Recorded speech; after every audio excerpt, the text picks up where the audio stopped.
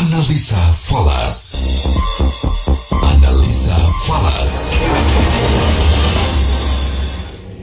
Analisa Falas Pos FM bersama saya Fahmi Andrian, dan saya sudah tersambung bersama Nurul Kalbi Bahrun, Vice Branch Manager PT Kontak Perkasa Future Surabaya. Halo, selamat sore Mbak Nurul. Selamat sore Mas Fahmi. Kita lihat sepertinya rupiah kita masih terus banyak juga tekanan yang terjadi ya.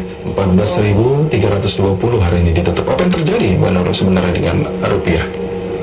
Baik, untuk hari ini perdagangan rupiah dibandingkan dolar dibuka agak menguat sedikit ya di 14.315, kemudian bergerak terkoreksi di 14.340, dan terakhir di 14.336. Nah, melemahnya rupiah ini sebesar 0,03% atau 5 poin ke level 14.336 dibandingkan posisi penutupan perdagangan sebelumnya di 14.331. Nah, hal ini terjadi sementara dolar Amerika Serikat di pasar uang Asia turun setelah menguat terbatas di sesi global sebelumnya yang bergerak kembali dengan agak meledaknya isu varian baru virus Omicron. Rupiah mengalami tekanan dalam 2 hari terakhir akibat kecemasan pelaku pasar akan virus corona varian Omicron, dan kemungkinan Omicron ini dikhawatirkan akan membuat banyak negara kembali menetapkan lockdown sehingga berisiko memicu perlambatan ekonomi global. Nah, diperkirakan untuk seminggu ini rupiah akan rentang bergerak di antara 14.187 sampai 14.393 Mas Fahmi. Oke. Menarik juga melihat perjuangan dari gold yang sempat ke 1.800-an ya, dan akhirnya turun lagi ke 1.793.9 kali ini.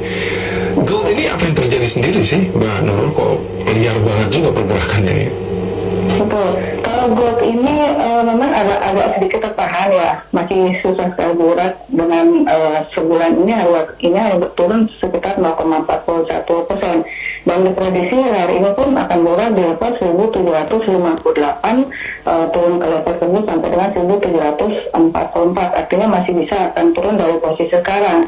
Nah, untuk titik support yang pertama gold itu di 1.786, dan jika harga tersebut masih berkisar jatuh akan kembali ke level 1.750-an. Sementara jika naik akan sampai ke level 1.800 bahkan 1.828, Mas Fahmi. Untuk gold sementara seperti itu. Oke. Baik, mungkin sedikit review mengenai euro maupun pound sterling Mbak Nurul. Baik, untuk euro sendiri mendekati area level 1.1250 pada awal perdagangan sesi Eropa hari ini, namun hasilnya mengurangi sebagian dari kerugian hariannya.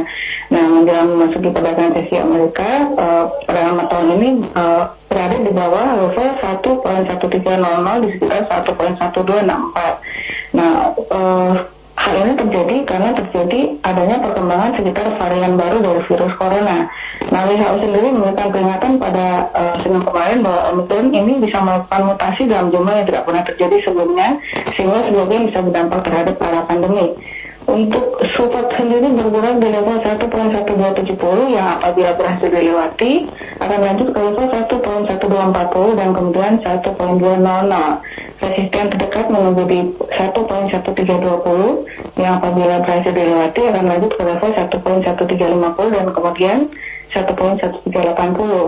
Untuk pound sterling sempat naik ke ketinggian harian di 1.3350 ke level 1.3363 pada perdagangan sesi Eropa, dan selanjutnya diperkirakan turun di bawah 1.3300 di sekitaran 1.3291.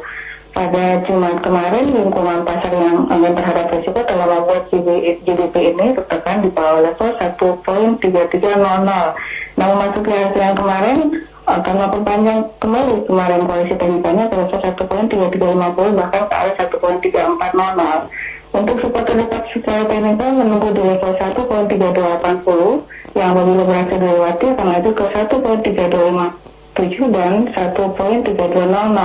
Resisten terdekat menunggu di 1.3360 yang apabila berhasil dilewati akan lanjut ke level 1.3400 dan kemudian 1.3430. Demikian Mas Fahmi.